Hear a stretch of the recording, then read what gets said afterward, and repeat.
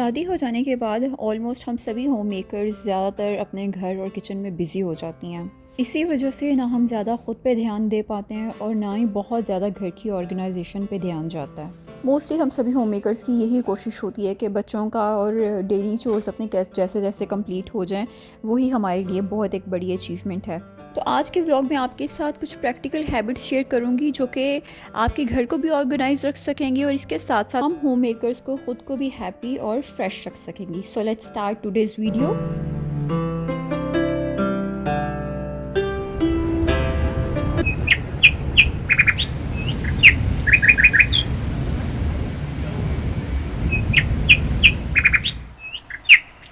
अस्सलाम वालेकुम एवरीवन, क्या हाल चाल है आप सबके। I hope all of you are fine and doing amazing. Welcome back again to my channel and I am back with another vlog.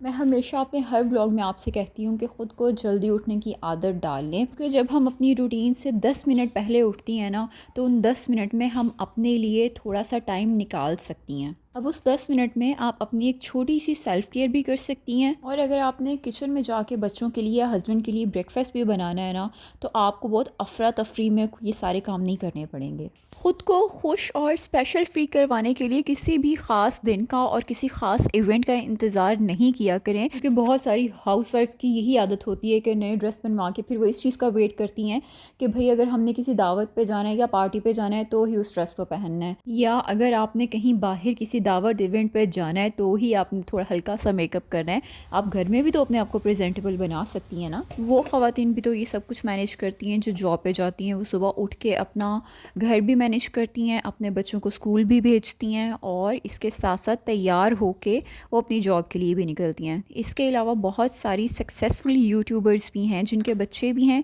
और वो बहुत अच्छे से अपने घर को भी मैनेज कर रही हैं और अपना यूट्यूब चैनल भी मैनेज कर रही हैं। सो माई डियर्स, ऑलवेज़ मेक श्योर कि घर पे अपना कोई भी काम शुरू करने से पहले ख़ुद को प्रेजेंटेबल बनाएं। अपने आप को स्पेशल फील करवाना कोई बुरी बात नहीं है, ये सेल्फिश होना नहीं, बल्कि इस तरह से आपके अंदर जो कॉन्फिडेंस बूस्ट होगा, सेल्फ कॉन्फिडेंस डेवलप होगा, वो किसी भी और तरीके से डेवलप नहीं हो सकता। अपनी होम मेकिंग को स्ट्रेस फ्री बनाने के लिए एक जो बहुत बड़ा चेंज अपने अंदर मैं लेके आई वो ये है कि मैं अपने कोई भी काम पेंडिंग में नहीं डालती, चाहे मुझे 10 मिनट एक्स्ट्रा लग जाए, बट मैं साथ के साथ अपने काम को कंप्लीट करने की कोशिश करती हूँ। जैसे कि स्टफ़ अगर मैं एज इट इज़ ही छोड़ देती और बाद में इसको साफ़ करने की कोशिश करती तो मेरा टाइम ज़्यादा लगता। मेरे ख्याल से एक आदत जो हमारे हर कामयाबी की राह में रुकावट है वो देर तक सोना है। ये मैं आपको अपने एक्सपीरियंस से बता रही हूँ कि मेरे हस्बैंड जब पहले ऑफिस चले जाते थे और मैं 12 बजे तक सोती रहती थी तो मेरे से कोई भी काम ढंग से कर ही नहीं होता था, ना कोई घर का काम सही से मैनेज होता था और ना ही अपनी सेल्फ केयर के लिए कोई टाइम निकलता था। मैंने अपनी इस हैबिट को चेंज किया और मैंने जल्दी उठने की आदत डेवलप की। अब आपने अंदर अगर कोई भी अपनी आदत बदलनी है तो वो एक दिन में तो ये चेंज नहीं हो सकती।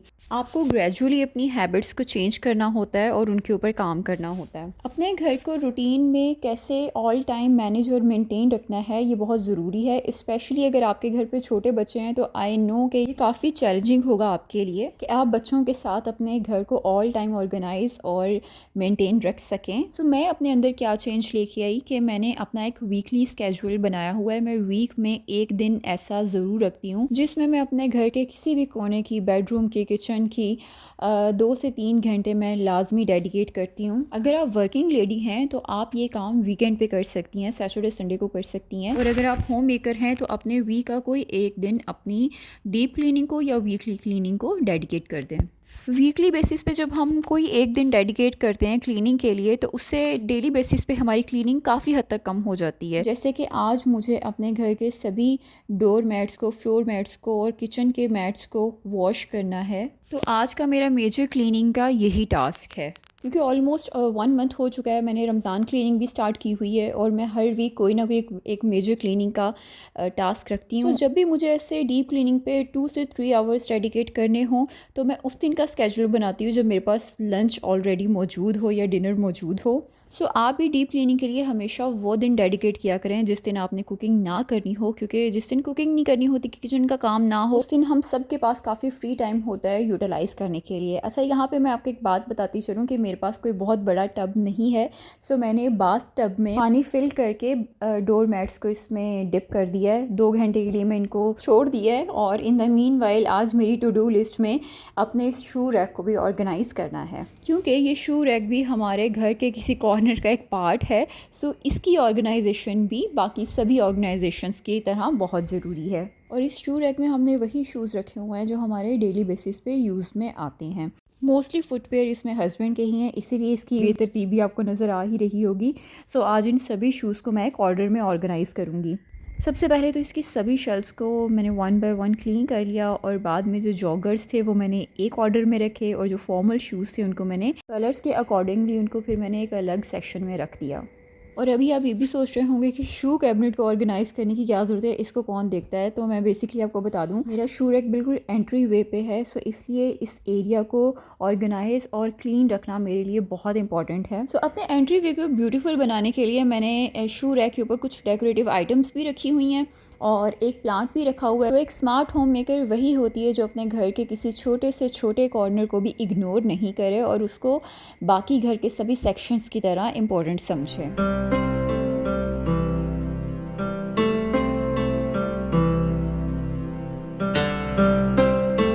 और यहाँ पे सभी मेरे शूज़ ऑर्गेनाइज़ हो चुके हैं। मुझे मैक्सिमम 15 to 20 मिनट्स लगे अपने इस टास्क को कंप्लीट करने के लिए।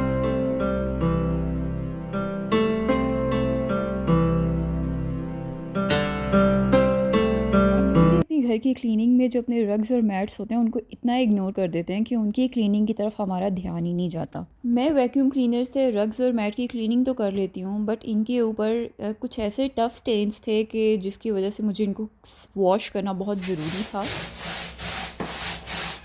ख़ासकर जो किचन के फ्लोर मैट्स हैं और जो एंट्री वे पे मेरे मैट्स हैं उनके ऊपर तो काफ़ी ज़्यादा स्टेन लगे हुए हैं।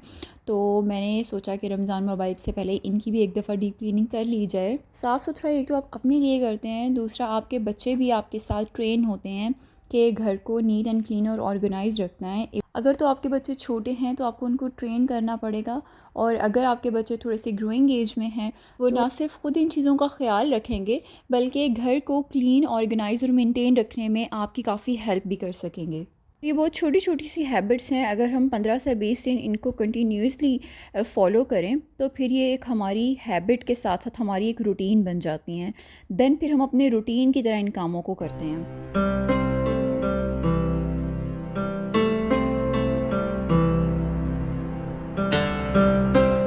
आपके साथ ये क्लीनिंग हैबिट शेयर करने का पर्पस भी यही है कि आपको भी मोटिवेशन मिल सके। रमज़ान बहुत करीब है तो अपने घर को साफ़ सुथरा करना स्टार्ट कर दें, क्योंकि रमज़ान में हम ज़्यादा से ज़्यादा फ़ोकस से इबादत कर सकें।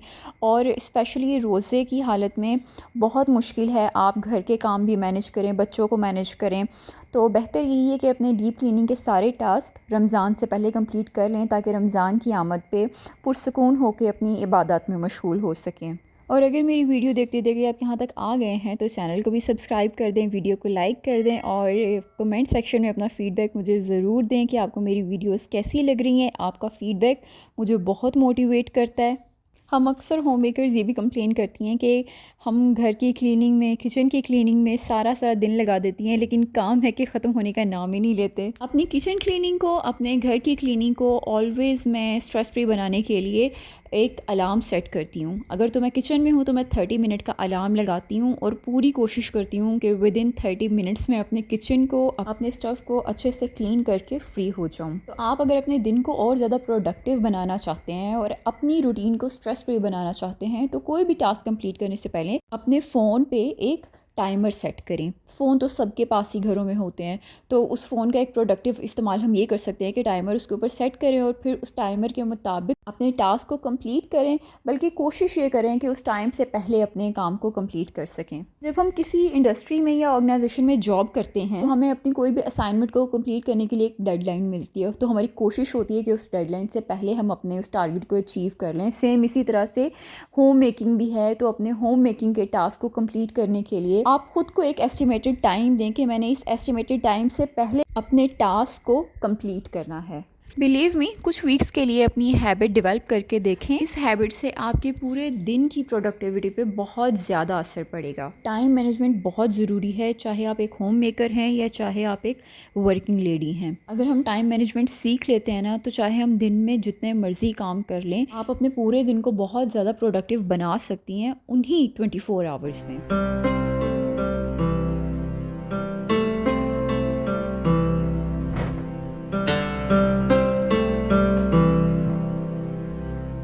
हम होम मेकर्स अक्सर ओवर थिंकिंग बहुत करती हैं। किसी के कुछ बोल देने से हम सारा दिन उसी बात को सोचती रहती हैं, और किसी के कुछ ना बोलने से भी अक्सर औक़ात हमारा दिन बहुत अजीब सा गुजरता है। यहाँ पे हमें अपने माइंड को ट्रेन करने की ज़रूरत है। कैसे हमने अपने माइंड को ट्रेन करना है? अपने आप को किसी और कामों में बिज़ी करके अपने माइंड को कहीं और बिज़ी करना है, ताकि आपका माइंड उन नेगेटिव बातों को या किसी एक स्पेसिफिक बात को लेके जो परेशान हो रहा है वो उसके असर से निकल आए। आपका पूरा दिन ख़राब ना हो, बल्कि आप ऐसे काम करने की कोशिश करें जो आपको खुशी देते हों और आपको रिलैक्स करें। किसी घर के एक कॉर्नर को रीसेट करें या कोई अच्छी सी रेसिपी बनाना स्टार्ट कर दें। कुकिंग भी एक बहुत अच्छी थेरेपी है मेरे लिए। तो मुझे जब फील हो कि मैं थोड़ा सा लो फील कर रही हूँ, मैं किचन में जाके कोई इंटरेस्टिंग सी और यूनिक सी रेसिपी ट्राई करने लग जाती हूँ, जिससे मेरा जो टाइम है वो बहुत अच्छा गुजरता है। एक स्ट्रेस फ्री होम मेकिंग भी उतनी ही ज़रूरी है जितनी एक स्ट्रेस फ्री लाइफ। अगर आपकी लाइफ में स्ट्रेस होगा तो आपके घर के काम आपको बोझ ही लगेंगे। तो लाइफ को स्ट्रेस फ्री बनाने के लिए अपने लिए हमेशा अच्छी बातें सोचें, अच्छी बातें करें, बच्चों के साथ अपना टाइम स्पेंड करें। कोशिश करें ऐसे काम करें जो आपकी लाइफ को स्ट्रेस फ्री बना सकें, क्योंकि स्ट्रेस लेने के लिए लाइफ में बहुत सारी चीज़ें हैं। सो या that's all from my side today. I hope मेरी आज की वीडियो से आपको काफ़ी मोटिवेशन मिले। अगर वीडियो अच्छी लगे तो लाइक ज़रूर करना, एंड कमेंट सेक्शन में मुझे अपना फीडबैक ज़रूर दें। इंशाल्लाह नेक्स्ट किसी व्लॉग में आपके साथ फिर हाजिर होंगी। टिल देन अपना ख्याल रखें और मुझे दुआओं में याद रखें। Take care. अल्लाह हाफिज़।